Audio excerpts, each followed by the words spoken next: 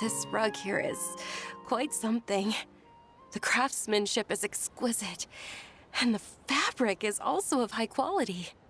Ah, here you are. Finally, I found you. Hey! Aren't you that mercenary who bit his tongue? You can wait, are you here to take revenge on us? What are you talking about? Do I look like I could take you all in a fight? I just came here to give you something. I'll be on my way to give myself up to the Korath. Once I woke up, I hurried to the Khan al-Ahmar's camp, hoping to alert them to your presence. But when I got there, I found no one except the members who were still too injured to move. Ah, so you probably got there after us. Yeah, they told me that they had exacted their revenge, and everyone had turned themselves in to the authorities. Even that last camp was not going to last for much longer. I had joined the cause to repay an old favor from Kusela. Now that everyone's already turned themselves in, I might as well do the same. One of the injured members gave this box to me, and told me that it contained some of the old man's last possessions. Everything left in the camp will get confiscated, so I figured I should get this to you before the Corps could get their hands on it. Thank you. No worries. We are all just living our own truths. There's no need to comment or judge anyone for it. So this box contains everything that Dia's father left behind. Huh. It feels lighter than expected. Well, back in the day, the first thing he did with any Mora was spend it on things like drinks and meat. But let's see what's inside. What's this? It's just a bunch of junk. Ugh, it kinda stinks. Perhaps it's just been left unopened for too long. A handwritten copy of a storybook. The paper's already yellowed, and it looks like it's about to fall apart. It was against the Academia's rules to possess books for personal use. If he was going to break that rule, he could have at least copied something useful. That probably means this was really important to him. Ah, and here are a few bags of children's snacks. The packaging's completely deteriorated. Maybe that's where the smell was coming from. Did he get those for you? Yeah, but here's the thing, though. Even when I was a child, I was never a fan of these kinds of snacks.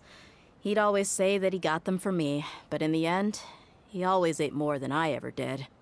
Who even leaves snacks in a box like this anyway? Isn't that just common sense? Forget it. Let me see what else is in here. A razor, some buttons, some round iron tiles, a wooden toy puppet, a wool scarf, which from the looks of it probably belonged to a woman, and a hair clip? Why are these things here? I'm suddenly feeling a little scared. I'm sorry, my lady, but this is just the kind of man he was.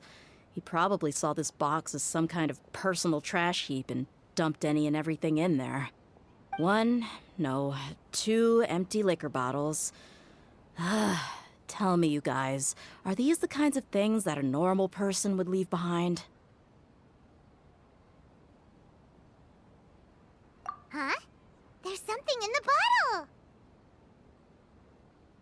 Oh, you're right. All right, I got it out. It seems to be a piece of paper with some writing on it.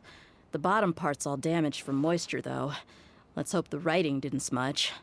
I was suddenly seized with an urge to write a letter after finishing this bottle. I just folded it up and left it in the bottle, though. If I end up forgetting about it, it won't really matter. To Dia. It's a letter for me?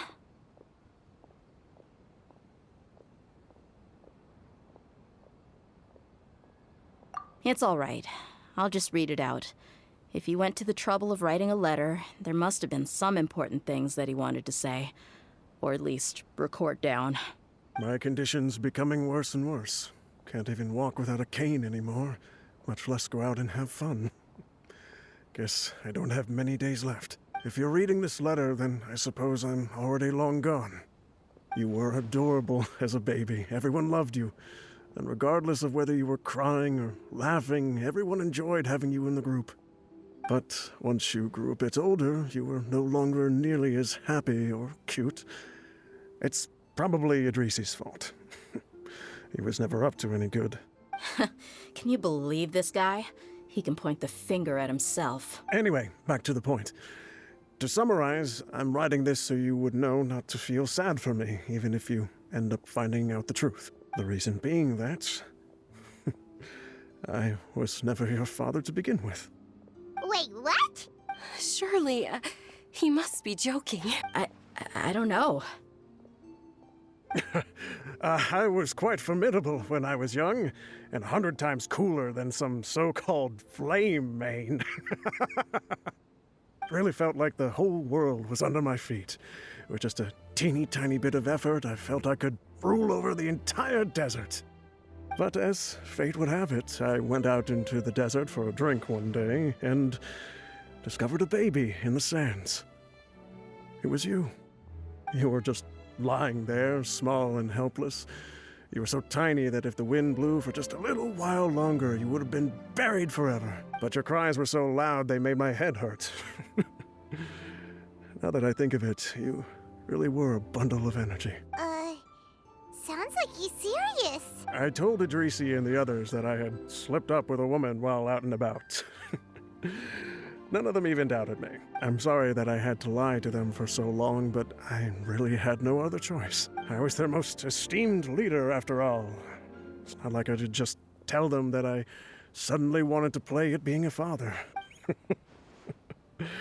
At this rate, I'll puke up all the liquor I just drank from this bottle.